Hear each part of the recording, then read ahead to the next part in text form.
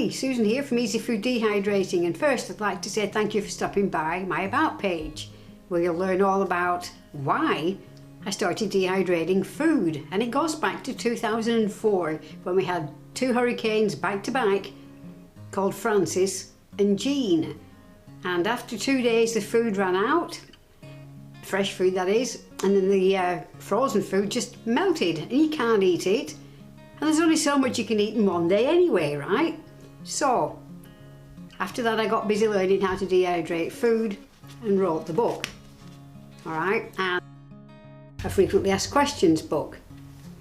Both available on Amazon and where all books are sold. No, seriously, it's just on Amazon.